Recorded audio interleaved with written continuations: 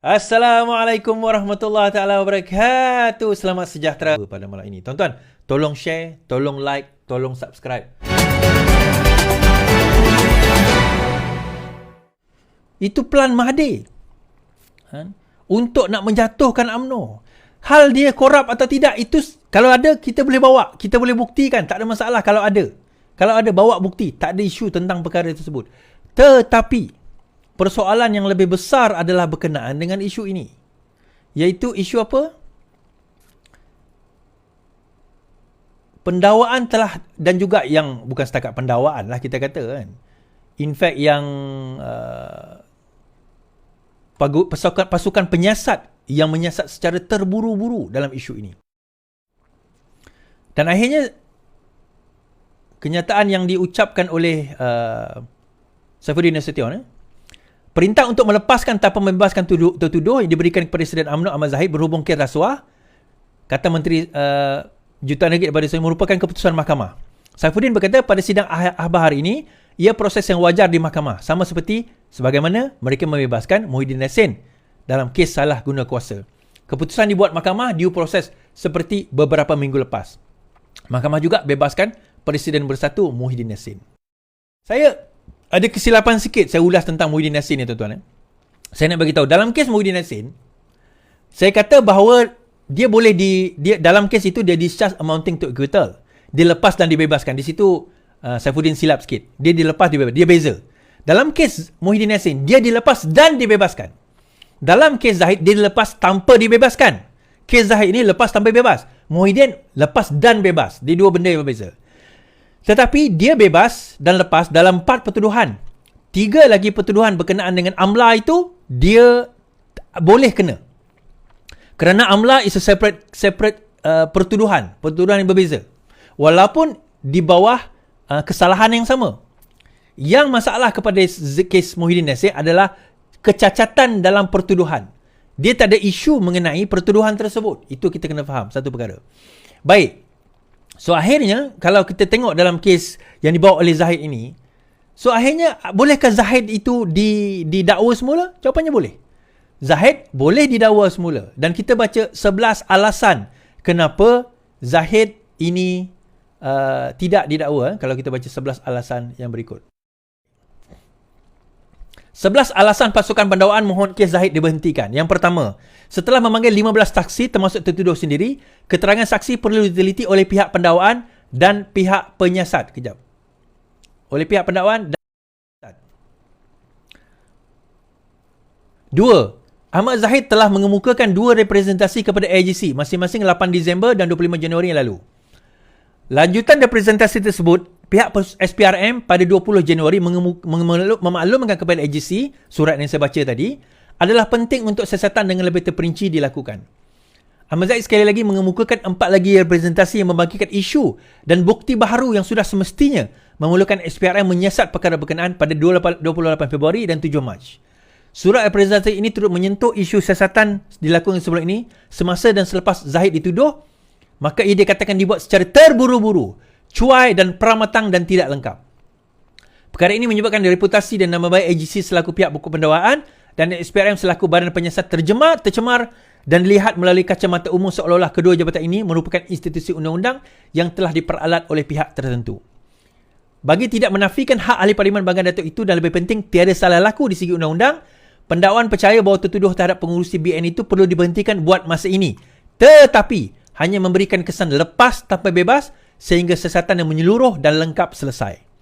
Mahkamah ambil maklum mengenai pengumuman Jemaah Menteri untuk menunjukkan RCI bagi menyiasat isu-isu dibangkitkan dalam buku Tommy Thomas. Pemimpin UMNO itu turut membangkitkan isu amat serius iaitu beliau menjadi mangsa pendakwaan terpilih daripada rejim kerajaan sebelum ini.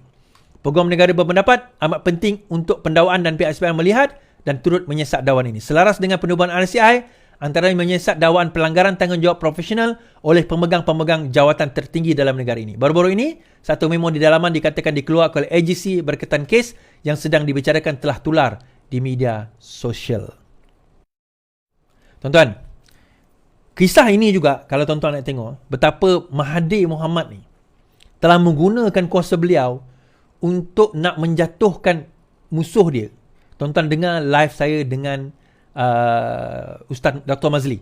Tuan-tuan dengar live saya dengan Dr. Mazli, bagaimana kerana tak bagi projek kepada Muhyiddin Yassin, bukan tak bagi projek, kerana telah mengangkat projek daripada Muhyiddin Yassin.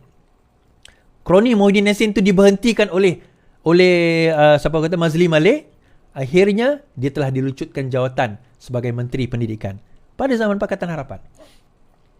Sedangkan dia boleh memilih, kalau dia nak bersama dengan kroni tersebut, dia boleh jadi kaya, boleh jadi jutawan, billionaire mungkin, kita pun tak tahu, jutawan lah kita kata, jutaan ringgit. Tetapi apa yang berlaku? Kita tahu dia tidak memilih kenyataan tersebut. So dalam masa yang sama, ada satu kenyataan dikeluarkan oleh Tuan Ibrahim Tuan Man. Dia kata PAS berpandangan bahawa kita kena terima dengan terbuka kes Zahid ini. Kes Zahid ini, pembebasan tersebut kita kena terima dengan terbuka, PAS kata. Tuan Ibrahim Tuan Man kata hendaklah diterima dengan terbuka. Kemudian dalam website Tuan Ibrahim, dia mengatakan kes Zahid, Tuan Ibrahim nafi keluar kenyataan. PAS menggesa agar masyarakat perlu dididik menghormati keputusan mahkamah dalam apa jua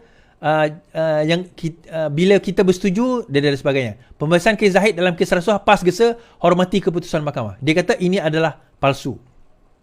Tuan Ibrahim Tuan Man menafikan mengeluarkan kenyataan memberikan keputusan kes mahkamah Zahid Hamidi dan mengeluarkan 2 buah poster. Dia kata itu tidak benar. Sebenarnya tuan-tuan, memang betul. Kenyataan yang oleh Tuan Ibrahim Tuan Man itu bukan kenyataan sekarang. Memang betul. Saya pun share. Saya ambil kenyataan itu daripada tahun 2022. Sewaktu UKSB ni, kes UKSB ni diputuskan. Sewaktu kes UKSB ni diputuskan, PAS kata apa? Kan masa tu dia kerajaan kan? Masa dia membebaskan kes Zahid. PAS kata apa? Dia kata, pembebasan kes Zahid. Dia kata, pembebasan kes Zahid dalam kes rasuah, PAS gesa hormati keputusan mahkamah. Bila? September 23 tahun 2022. Dia kata perlu hormati keputusan mahkamah. Dia kata tak ada. Ini tak betul. Ini agenda Delhi. Wartawan tak betul ni. Bukan setakat dia tuan-tuan. FMT pun, Free Malaysia Today pun ada mengumumkan perkara tersebut. Hakim ada asas. PAS minta semua pihak terima keputusan. Ini dalam surat khabar harian Express. Daily Express. Kan? Tuan-tuan boleh tengok sendiri surat khabar ini. Dan juga di dalam kenyataan di dalam FMT, Free Malaysia Today.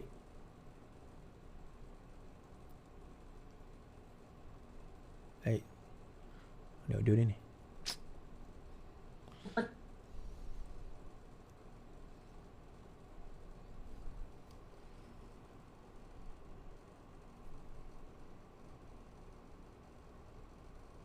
Beliau, terdahulu Hakim Mahkamah Tinggi Shah Alam Yazid Mustafa memutuskan pendakwaan sistem visa luar negara. Timbalan Presiden PAS Tuan Ibrahim Tuan Man berkata parti itu juga menghormati setiap keputusan dan sudah tentu Hakim mempunyai asas dalam membuat pertimbangan beliau. Terdahulu Hakim Mahkamah Tinggi Shah Alam Yazid Mustafa memutuskan pendakwaan gagal membuktikan kes prima facie terhadap Presiden UMNO itu. So, kenyataan itu adalah kenyataan daripada tahun 2022, ya. Tapi apa bezanya kenyataan tahun 2022 dengan kenyataan sekarang? Kalau pada waktu itu Tuan Ibrahim Tuan Man boleh kata PAS hendaklah menghormati keputusan itu. Kenapa sekarang PAS tak boleh hormati? Pada masa itu Parti Keadilan pun mengatakan dia hormati keputusan dan mereka menerima keputusan tersebut dan akhirnya akur dengan keputusan yang telah diwujudkan. So harap tuan-tuan faham kesimpulan dia kes Zahid ni begini. Pertama, sebenarnya kes ini dan juga kes sebelum ini dilakukan secara tergesa-gesa. Kenapa? Mahathir Mohamad cuba nak membubarkan UMNO, dia desak Zahid, dia ugut Zahid. So mereka lakukan penyiasatan secara tergesa-gesa. Ini bukan style kaedah SPRM. Ini bukan style kaedah AGC. Kita mengetahui SPRM kalau dia buat siasatan, dia akan buat siasatan dengan betul-betul. Kita faham sebelum ini kalau AGC, kalau dia nak dakwa, dia akan dakwa dengan bukti yang cukup. Tapi nampak gayanya ada tangan raib masih ada. Nasib baiklah kita berpisah dengan dia, tuan-tuan. Nasib baiklah kita tak bersama dengan dia. Nasib baiklah Tuhan selamatkan kita daripada golongan sebegini yang akan menghancurkan negara dan akan memastikan reform itu tidak berlaku. So, sekarang ini tidak ada kes 47. Hashtag 47 boleh tak? Kita nak dengar. Kita nak tonton tulis hashtag 47, hashtag 47, hashtag 40, 47, bahawa hashtag Zahid telah bebas, bahawa pertuduhan itu tidak benar. Kalau benar, ada selepas ini, dakwaan bukti kes dakwa. Kita tak ada masalah. Nak dakwa Zahid, kita tak ada isu. Dakwalah. Tetapi, kita katakan bahawa ini adalah satu rancangan atok yang memang pada waktu itu sebenarnya nak menjatuh dan menghapuskan UMNO. Nak menjatuh dan menghapuskan UMNO. Hakikat yang sebenar. Oh, saya lupa baca AGC punya full pembelaan punya full statement. Tuan-tuan boleh tengok kat Facebook saya tentang full statement dia. Di antaranya dia kata antara bukti yang dibawa, banyak bukti dibawa dia. Pada ketika perbicaraan juga pembelaan anak Guam telah membawa beberapa bukti. Dan bila disebut tentang saksi-saksi pendakwaan menunjukkan sumbangan dari projek yang dikendalikan oleh Yayasan Al-Budi melebihi 100 juta untuk tujuan kebajikan dan amal, termasuk membina masjid seluruh negara, mahtahfiz serta rumah anak yatim dan cetakan Al-Quran. Selain itu, saksi pendakwaan sendiri termasuk bekas pembantu anak Guam, pakar dalam Jabatan Kimia telah mengesahkan bahawa majoriti cek yang digunakan untuk membayar kad kredit bagi kes ini tidak ditandatangani oleh anak Guam kami sendiri dan pembantunya telah menggunakan cop-cop tanda tangan di atas cek-cek tersebut. Okay. Hashtag 47. Kita berkata membawa kebenaran kalau sekiranya dia melakukan onar, jenayah, rasuah dan sebagainya. Hashtag 47. Kita telah berjaya memastikan kita kembali ke landasan yang benar. Kita kembali ke landasan benar. Kesimpulan dia, boleh tak Zahid didakwa? Kembali? Boleh. Dengan bukti baru? Ya. Kenapa tak diteruskan kes ini? Kalau diteruskan, dia akan didapati tidak bersalah kerana pembuktian yang banyak, bukti-bukti banyak yang bercanggah, ada yang bercanggah dan juga ada yang tidak lengkap serta peramatang. So, baik lepaskan dulu, siasatan semula dilakukan, kalau perlu didakwa lagi, kalau tidak, lepas. Terima kasih. Hashtag 47. Kita kembali teruskan reform. Kita bawa agenda sebenar reform kita, insyaAllah.